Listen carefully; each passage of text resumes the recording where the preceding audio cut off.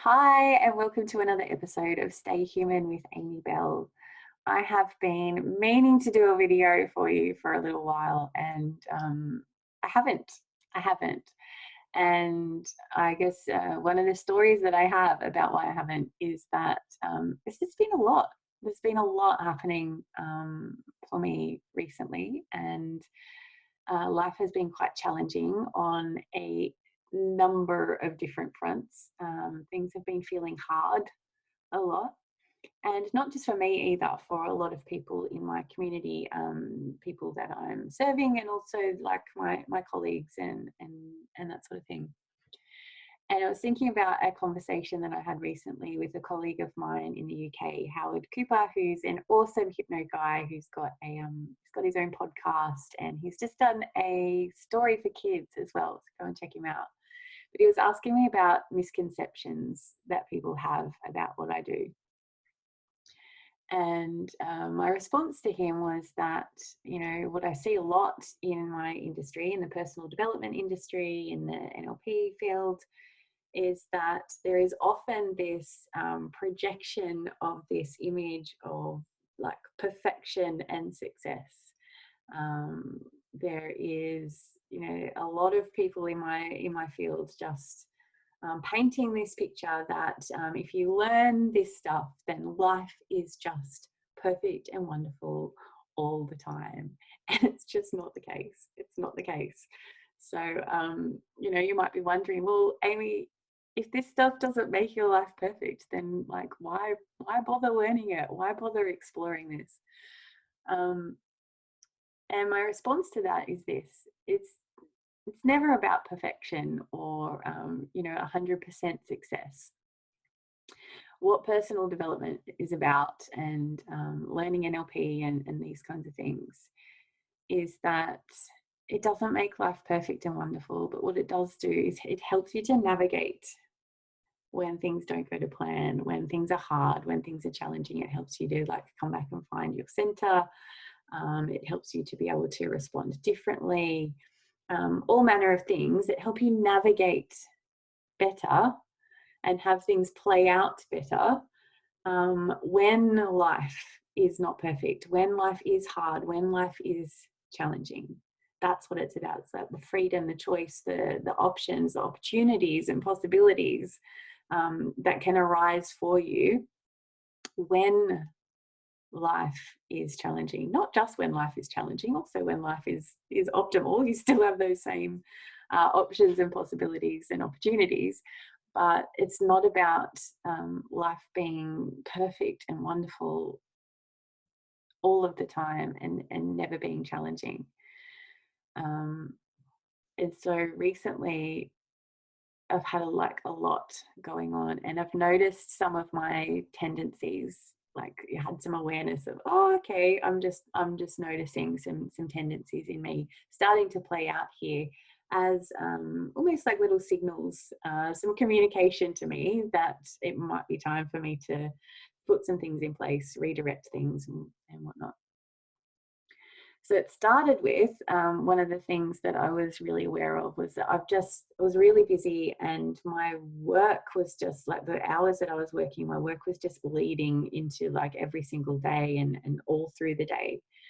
And I know that that's not something that's particularly good for me. And so I noticed that I was becoming very reactive, and I needed to put some constraints around things, starting with blocking out work hours, what was work hours and what wasn't, and taking a little bit more control of the reins there, being a little bit less reactive. So that was one of the first things I did a couple of weeks ago. And then this week has been like really challenging, and I just have been observing myself. I was observing myself yesterday morning in particular, and some tendencies that I have.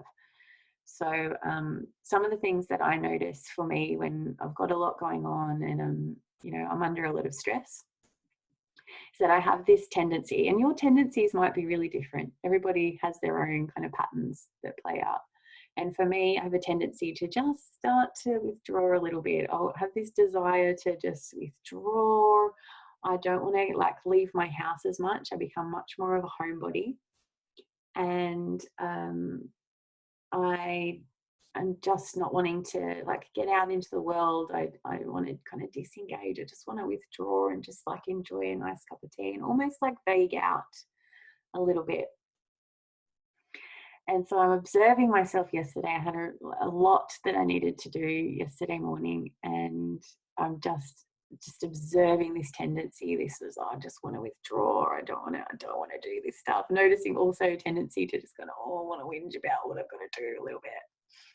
And also things like this. So I have been like shutting my fingers in various things. So I got my finger caught in the fridge quite painfully as well. So just noticing these little, almost like these little minor accidents and injuries taking place as well.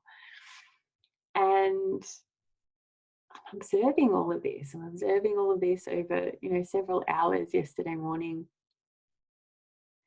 And at some point, I found this space between these thoughts that I was having about how things were hard and I don't want to do this and I just want to go home and like all this kind of thing. And I found this space between those thoughts where I could just set a new intention. I could take control of the reins a little bit. I could reorient. I could course correct. And in that space between, I came up with a little bit of a plan. Plans work well for me. And so I finished what I needed to do and I came home and I had a shower and I put on some of my workout gear and I got out into the world. I had a plan for just like shower and walk, and I'll feel better after this walk. And on the walk, I'll be able to process things and form more of a plan for being able to like really nourish myself and support myself during this challenging time. And they might sound like little things, but while I'm in that space, while I've the desire to just really just withdraw, to climb into bed, to go to sleep, to curl up on the couch with a blanket and just do nothing, is so strong. And so even like just that forward movement of going for a walk, that forward movement of getting out of the house is a big deal for me sometimes. And I'm really in it, and I'm really in, life's challenges, and I'm really in those desires of just wanting to withdraw. And so I got out into the world, and it was beautiful, and the sun was shining, and it was blue skies and trees, and I was just, really starting to feel like I was finding my center again and feeling stronger. And then I received a phone call with some very, very sad news. And I really felt that kind of wobble on the inside as I was starting to kind of lose my center. And so I had to set a really strong intention to stay connected to self during that experience, and just be with what was there and process it, but process it from a place of like just staying connected and my intention to not get swept away and not get derailed. And so it wasn't like, just as soon as I was outside, everything was fine, or that there weren't still like challenges coming up, but I had ways of kind of meeting those that were better. And then I set a really strong intention last night about how I wanted to wake up in the morning. I want to wake up feeling refreshed and energized and vital and focused. So I had this really strong intention for how I wanted to wake up and meet the day today. And I went to sleep and I woke up at about 3:30, 3:40 a.m., ridiculous o'clock this morning. And I didn't feel any of those things. I felt dreadful. I felt so dreadful in my body. I can't remember exactly the kinds of thoughts that were racing through my mind, but I had a lot of head noise and just felt like I was wrestling with something on the inside. I don't know whether I was just wrestling with this wasn't what I ordered last night when I went to sleep, or something else. I can't quite remember now. I was wrestling with something on the inside.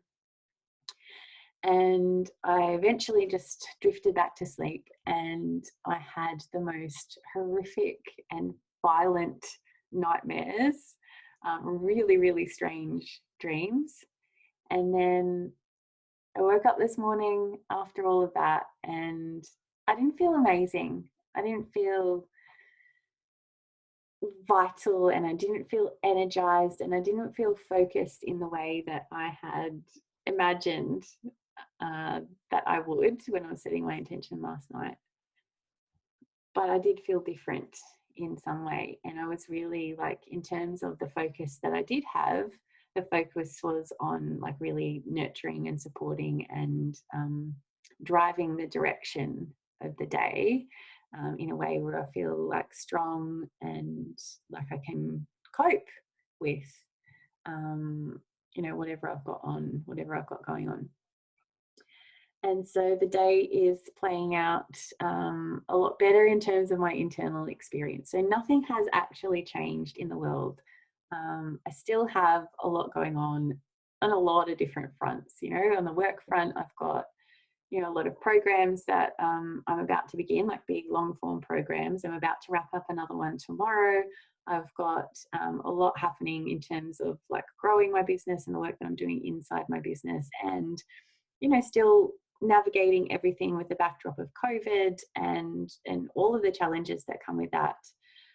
Still got things happening in family. Still got things happening on the home front.